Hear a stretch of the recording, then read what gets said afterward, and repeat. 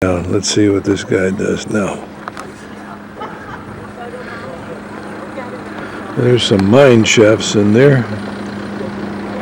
These holes carved in the rock, I think where they must have gotten the bauxite out. Bauxite was named after Les Baux.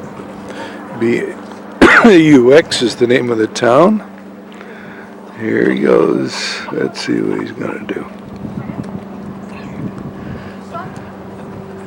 Stay down, buddy. Stay down. Oh, there he goes. Slipped. He did a good job. Fine. Got it. The bus double parked in front of the theater here that we're going into because the cars had taken the bus place. And all these people are waiting, but I think he has a special entrance for us to come into. Went to get the tickets or the passes for us, and then we bypass this long line. Every hour, any hour, they show a new show. We're out of here in 1 hour. It's called the Chateau des Baux. We're seeing the Marc Chagall exposition today, interposed with half a dozen other panoramas. We also have shows by Bruegel, one of my favorites, Baux. It was too dark inside to take a movie out of it. When I walked in, it looked like Chagall,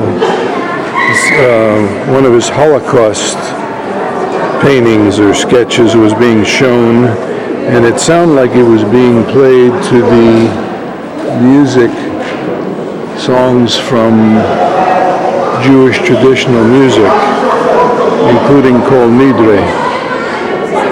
This is the cafe here. So this is a good view of the bauxite quarry. Some artwork carved into the roof area there. I'll zoom in on that above a doorway. Someone's done some lions, but no chandeliers that I've seen, just this artwork, very different. Huge walls, open air in some parts, and there's restrooms down here by the Film Cocteau area. Here's a wall of information about Marc Chagall, born in Russia, 1887, died in St. Paul de Vence, France in 1985. We talk about the Parisian, his Paris years. Studies in Russia from 1887 to 1911, to Paris 1911 to 1914. And if you can stop this here and read it. There's another shot of some information. Stop the video of whatever you're watching and read this information. Kind of a blackbird up there nesting. You can hear their noises in the bauxite. Zoom backwards. These are bauxite blocks. And here's a carving in the bauxite. I've left the protrusion there so you can maybe see the figure that some carver tried to make. I think it's an umbrella stand in what it is. Oh, the other birds are really going at it now. Here's a view of the blue sky and the ground level above us. So this whole mountain must have been a bauxite mountain. Les Baux. Nice carvings here, chipping in it. Well done. Bauxite Hill. Just going to do 10 seconds of this darkness here, but this is Chagall. And even if it comes up, maybe you can put it in the nighttime mode here. Too dark, I can't find the nighttime switch. And that is the entrance into the theater right there. Cut right in the side of a rock. Lumiere, that's called. A lot of motorcyclists here. Real major heroes are our man.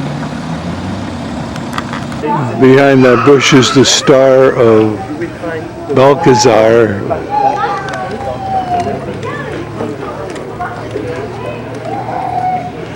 One hour to get back to the ship. Well, here is a view of the town, the chateau. We're in this town now, walking around the village of Les Baux. Sun is setting. This is from which enabled also, beside the fruit, the people using olive tree fields to olive tree wood, to help with everyday life. very hard wood, So I want to cutting show boards, you spoons, and these are those little the dolls. ceramic dolls that were originally created by the people of Provence when the revolutionaries shut down all churches and confiscated all the wealth of the Roman Catholic Church at the time of the revolution. Why did they do that? Because, to make a long story short, they considered that in fact the highest clergy was rather on the side of the rich and famous instead of the poor and the humble in the message of Christ, of charity. So imagine that the Provençal people, who were very much believer and faithful towards their God, they were extremely shocked that they could not go pray anymore to their temple. That's the head of Balthazar and the symbol of the town as well as the sun, and that's his name in old writing, Balthazar. There's the flag he was talking about, red flag with a rising star for the Magi. And Balthazar was one of the Magi, maybe. There's the wind has cut out some of the limestone there on the top of that bridge. Getting ready for Christmas here. He made mention that all those characters, those ceramic characters, are patterned after the villagers that used to live here. 200 people are permanent residents in Les Baux, which was in control of 200 surrounding villages. It was the main village where the Count or Duke or King lived. Very religious town there. These are all chapels surrounding me here. There's 3 or 4 of them right in a circle. There's 1, 2, 3, 4. Okay, here we're leaving on a foggy morning. Luckily it's not raining in Tournon. Never been here before. It looks like a small fortress city, he said, so we're going to be walking the tour of Tournon.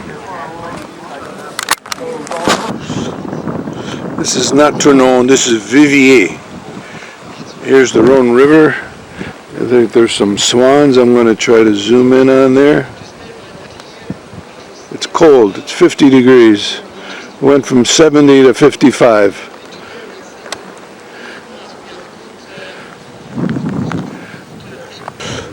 Okay, we're going to the historic Vivier, which has a fortress, and here's some more of the trees that you see all over France. Plane trees. Here's how you spell Vivier. We are in the Bourg of Saint-André-d'Réole. Here is the fortress we're going to see some point. Some of the scenes. Bridge. Balloon. And we are on the Rhone River going north. We are here on the Rhone where it splits. There's some of the scenes that we're not going to see today. And this is a close-up of the Cathedral of Vivier. Cypress trees everywhere in this country. Ships more, we get stuck and they came to rescue us on boats and helicopters, the firemen. Yeah, it was an adventure. It was exciting. Well, ladies didn't complain to be rescued by very handsome French firemen, It's a little extra feature to your tour. Doesn't hurt. It's free. That is a